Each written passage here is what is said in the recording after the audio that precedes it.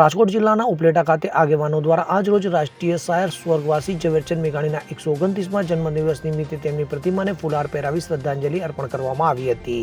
દેશની આઝાદીના આંદોલનમાં જેમની મહત્વની ભૂમિકા રહી છે તેમજ સ્વરાજ આંદોલનમાં ખેડૂતો, મજદૂરો, કામદારોને જોડવા સાહિત્ય રચનાઓ, કવિતાઓ, શૌર્ય કથાઓ, ભજન અને વાર્તાઓ રચીને તેમાં આઝાદી અને સ્વરાજનું મહત્વ રજૂ કરી લોકોને જાગૃત કરવાનું તેમનું મહત્વનું યોગદાન રહ્યું છે. તો બીજી ગોળમેજી પરિષદમાં ઇંગ્લેન્ડ જતા મહાત્મા ગાંધીને મેઘાણીજીએ કહ્યું હતું કે આ છેલ્લો કટોરો ઝેરનો પી જજો બાપુ, અંજલિ નવ દોડજો બાપુ. ત્યારે ગાંધીજીએ તેમને રાષ્ટ્રીય શાયરનું બિરુદ આપેલું હતું. તો આજના સમયમાં પણ તેમની રચનાઓ રજૂ કરતા લોકો, કલાકારો ગૌરવ અનુભવે છે.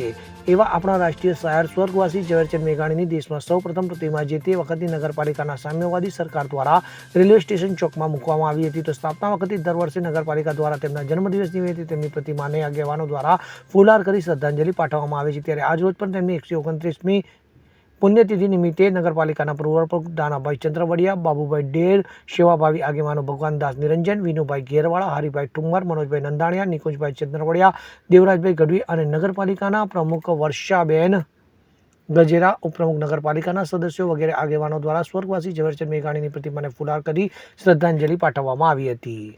આપણા રાષ્ટ્રીય શાયર શ્રી ઝવેરચંદ કાળીદાસ મેઘાણી પહાડના બાળકથી લઈ અને પૂજ્ય મહાત્મા ગાંધીએ જેને રાષ્ટ્રીય શાયરનું બિરુદ આપ્યું છે એવા કવિવરની આજે 129મી જન્મ જયંતિ છે.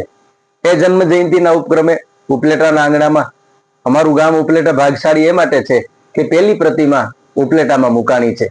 ચોટીલા, બોટાદ, રાજકોટ, પોર, બગહરા, યશ ફળી સાયકો, યશ ભટક્યો એ ભાડમાં, જુનાણા અને અમરેલી, પાટણથી પાછો વળી ઉતરો પાચાડમાં રાષ્ટ્રીય શાયર મેઘાણીનું સ્મારક કરવા હાટુથી દોડતા હતા હું ઢાળમાં. કીર્તિએ લાંબો હાથ કરીને ચોંટાડી દીધો ચાંદલો સર્વપ્રથમ ઉપલેટાના કપાળમાં. એ ઉપલેટાના આંગણામાં પહેલી પ્રતિમા મુકાણી છે. એની આ પ્રતિમાના આંગણે આજે એની જન્મ જયંતિએ ઉપલેટા નગરપાલિકાના પ્રમુખ, ઉપપ્રમુખ, અમારા માર્કેટિંગના ચેરમેન થી લઈ અને ઘણા બધા આગેવાનોએ, સાહિત્ય પ્રેમીઓએ એને ફુલાર કરી અને મેઘાણીના કાવ્યોને એ ક્રાંતિકારી એક કવિ, જે વખતે જરૂર હતી ત્યારે એવા કાવ્યો લખ્યા છે. પ્રકૃતિના કવિ હતા. મેઘાણીનો વહવો છેલ્લે હું રજૂ કરું. મેં ક્યાંક વાંચ્યું છે એને અફસોસ રહી ગયેલો આ બધા હળિયાપાટીમાં, દોડપાટીમાં જે વખતે કાંઈ નહોતું, કોઈ સગવડતા નહોતી, નેહડે ગામડે ખૂણે જઈ અને આ માણસે કેટલું મને તમને દીધું છે. સૌરાષ્ટ્રની રસધાર હોય, સોરઠી બારવટિયા હોય, સોરઠી સંતો હોય, ચૂંદડી હોય, રઢિયાળી રાત હોય, કેટલી બધી નવલકથાઓથી માંડી અને ઘણું બધું મેઘાણીના આ કલમ દ્વારા આપણને મળ્યું છે. ઘણા વર્ષો પછી મેઘાણી જેવા કવિઓ છે એ જન્મતા હોય છે. એવી કવિની જન્મ જયંતિ છે. ત્યારે એ આભા મંડળની સામે જયારે રાત્રે જોવે છે કાંઈ નથી હોતું અને જયારે તારા એને દેખાય છે ત્યારે એની કલમ હાલે છે કે આભમાં આવડી તે ફૂલવાડી, ફૂલડા એમાં કોણે કર્યા રે લોલ.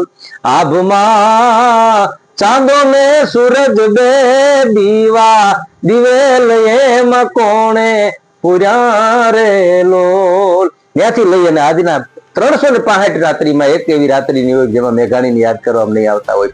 આપણું જેમ રાષ્ટ્રીય ગીત જનગણ મન અધિનાયક છે એમ ગુજરાતનું પણ એક ગીત છે. જનનીના હૈયામાં પોઢંતા કસુબીનો રંગથી લઈ, 14 વર્ષની ચારણ કન્યાથી લઈ, શિવાજીના હાલરડાથી લઈ અને સુના સમદરને પાડેથી લઈ, પછી જેટલું બોલી એટલું ઓછું છે. અઢળક ગીતો જેની આ જગતને દીધા છે એવા કવિવરની જન્મ જયંતિએ એને એક લોક સાહિત્યકાર તરીકે, એક ચારણ તરીકે હું હજારો ધન્યવાદ આપું છું. એની જન્મ જયંતિ અને ખૂબ ખૂબ વંદન. જય માતાજી, જય ગરવી. સરફરાજ કોડી સાથે CN24 ન્યૂઝ ઉપલેટા. હવે જુઓ દેશ દુનિયાની તમામ ખબરો તમારી આંગળીના ટેરવે. ઉઠાવો મોબાઈલ અને Google Play Store પરથી ડાઉનલોડ કરો અમારી CN24 ન્યૂઝ મોબાઈલ એપ.